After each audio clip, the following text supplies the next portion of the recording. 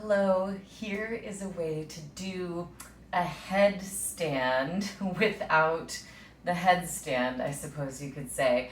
It's a way to be inverted but without putting pressure on the neck and the head, which is sometimes it's a little too much, especially if you're not strong enough in the arms or if you have a counterindication involving the structures of your neck or your shoulders, you might not want to do a supported headstand.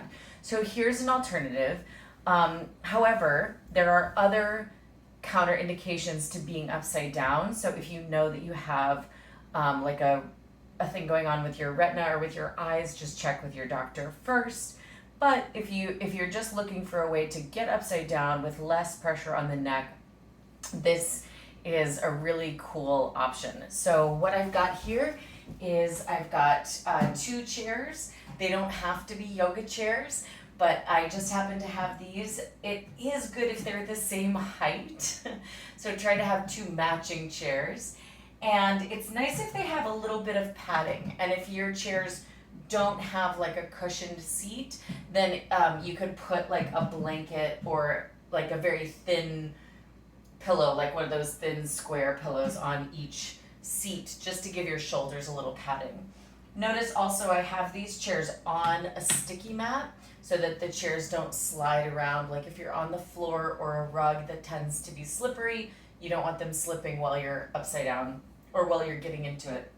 And I'm also going to use a wall because even though my headstand practice is pretty strong, I want that extra support of the wall here because coming in and out of it is just a little trickier than coming into it from a supported position, in other words.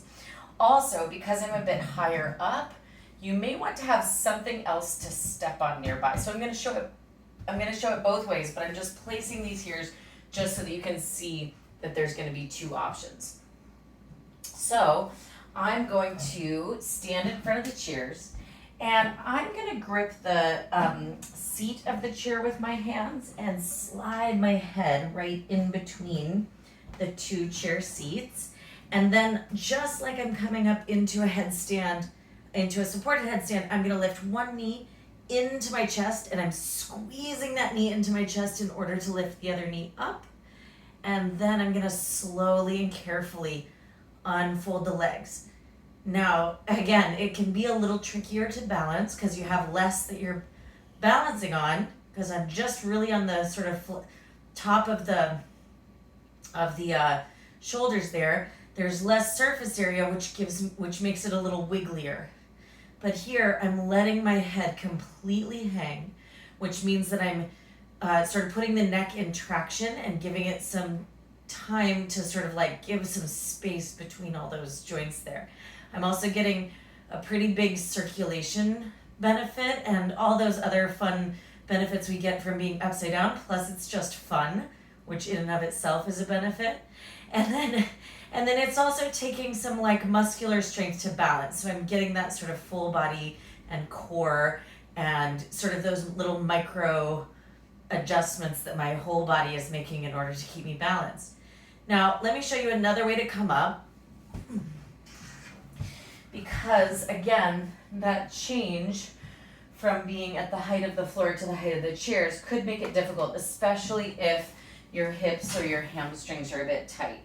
So if it's tough to come up, what you could do is you could place one foot on something else, like an ottoman or a block or something, and then you see how that gives me a little extra lift, and then it becomes a little easier to come up and down because I'm starting at that slightly higher height.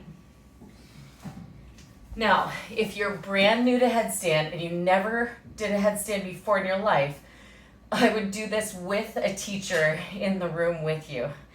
And then if you have a headstand practice, but you're still feeling uncertain, then maybe you could have someone in the room to spot you, but it doesn't necessarily have to be a yoga teacher. Maybe someone just to spot you while you come up and down the first few times. Otherwise, if you feel very acclimated to your yoga practice and you feel very acclimated, especially to coming up and down into headstand, you can probably try this on your own, but again, have a wall and have a sticky mat just for precautions. Okay, I hope this helps. Have fun.